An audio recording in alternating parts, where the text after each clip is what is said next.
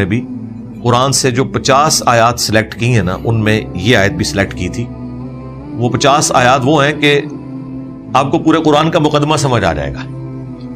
تو اس کی اہمیت کا آپ اندازہ لگائیں کہ 6500 آیات کو بار بار پڑھ کے ان کی تفسیر پڑھنے کے بعد جو میں نے 50 آیات سلیکٹ کی، ان میں وہ آیت آتی ہے کہ جو سینکڑوں آیات کے اوپر بھاری ہے اپنے مضمون کے اعتبار سے. وَلَقَدْ بَعَثْنَا فِي كُلِّ أُمَّةٍ رَسُولًا، اور بے شک ہم نے ہر امت میں کوئی نہ کوئی رسول بھیجا ایک ہی بنیادی دعوت کے ساتھ، أَنِ اعْبُدُوا اللَّهَ، کہ عبادت کرو اللہ کی، بندگی اللہ کی. اللہ کو ماننا نہیں، اللہ کی ماننا، یعنی ایک سٹیپ آگے.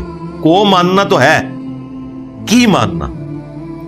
وَاجْتَنِبُوا الطَّاغُوتَ، اور دوسری پیرل میں دعوت تھی کہ اللہ کے مقابلے پہ جتنی ہستیاں ہیں مقابلے پر، ان کی نفی کرنی ہے. شیطان کے راستوں کی پیروی نہیں کرنی، طاغوت کی نفی کرنی. طاغوت، طغا، طغیانی کا لفظ اردو میں بھی استعمال. سمندر میں طغیانی کب آتی ہے؟ جب وہ اپنی باؤنڈری سے باہر نکل جاتا ہے. تو طاغوت ہر وہ چیز ہے جو توحید کے مقابلے پر کھڑی ہوئی ہے. اور یہ اتنا سینسٹیو ٹاپک ہے، ایون اگر اللہ کے ماننے والے لوگ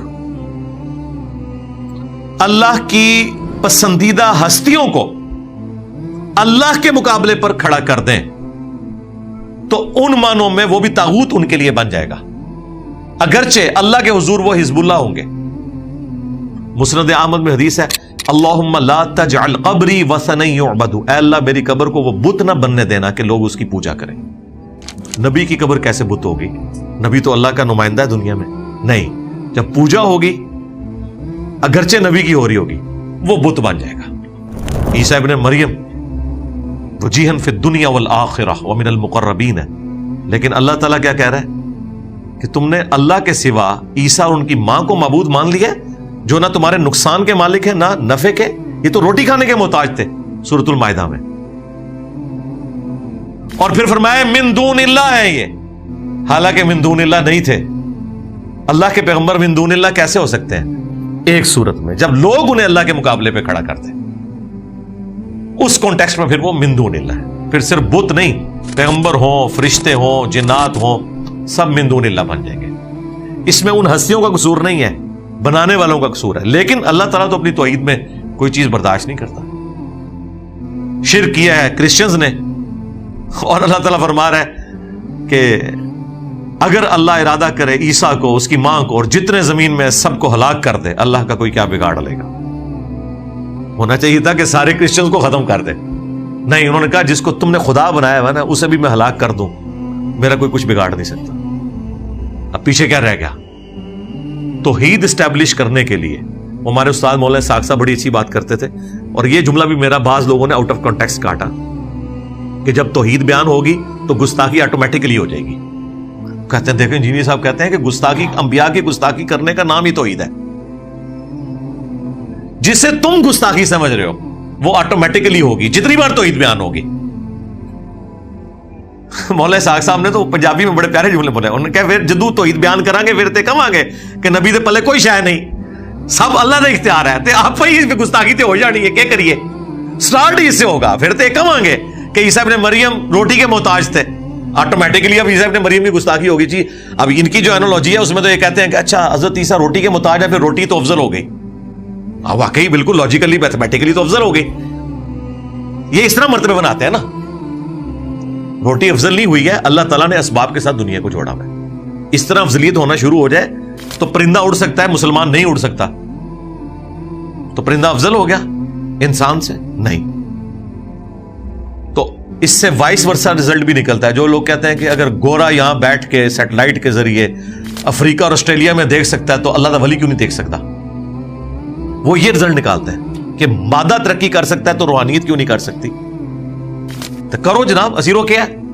ہاں، پیغمبر کو اللہ دکھا سکتا ہے. ادر دین پیغمبر کے بارے میں جب تک کوئی چیز سامنے نہیں آتی ہم نہیں مانیں گے.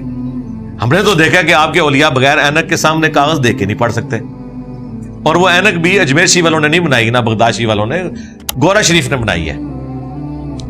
تو اسباب کی بنیاد کے اوپر یہ کلیم کرنا کہ اسباب میں اگر یہ طاقت ہے تو انسان اس سے زیادہ طاقت رکھتا ہے. نہیں بھائی، کتے کی سونگھنے کی جو حص ہے وہ انسان سے ہزاروں گنا زیادہ ہے. عقاب 2 کلومیٹر اوپر سے انچ بائی انچ سکوئر کو وہ ٹارگٹ کر سکتا ہے. اندازہ کرو 2 کلومیٹر، سرکار 2 میٹر نہیں میں کہہ رہا. کتنی حیران کن بات ہے. ہاتھی زمین پہ پاؤں مار کے 40 کلومیٹر تک دوسرے ہاتھی کو اپنا میسج پہنچا سکتا ہے. 40 کلومیٹر. ہم تو نہیں کر سکتے. پھر ہاتھی بھی افضل ہو گیا؟ نہیں، ہاتھی کو اللہ نے کوالٹی دی ہے، انسان کو نہیں دی ہے. تو ایک بندے میں کوالٹی کا ہونا دوسری مخلوق میں نہ ہونا، اس سے افضلیت غیر افضلیت ثابت نہیں ہوتی ہے، اس کی ڈومین ثابت ہوتی ہے. تو اللہ کے مقابلے پہ جتنی بھی ہستیاں ہیں وہ طاغوت ہیں، خواہ پیغمبر ہوں فرشتے ہوں، کیونکہ لوگوں نے انہیں کھڑا کیا. ہمارے نزدیک وہ حزب اللہ ہے، لیکن جب اللہ کے مقابلے پہ آئیں گے پھر توحید اسٹیبلش ہوگی. بالکل سیدھی سی بات ہے. اسی طریقے سے جب امت میں سے کسی شخص کو پیغمبر کے مقابلے پر لا کر کھڑا کیا جائے گا، پھر ہم کہیں گے کہ بھائی ہم نے اس امام کا کلمہ نہیں پڑھا، ہم نے کلمہ اس کا پڑھا جس کی قبر مدینے میں صلی اللہ علیہ وسلم. اور اس میں ہم کسی امام کی توہین نہیں کر رہے ہوتے، امام کے ماننے والوں کی توہین کر رہے ہوتے ہیں کہ ظالموں تم نے اماموں کو پیغمبر کے مقابلے پہ کھڑا کر دیا. تو یہ ہماری مجبوری ہے.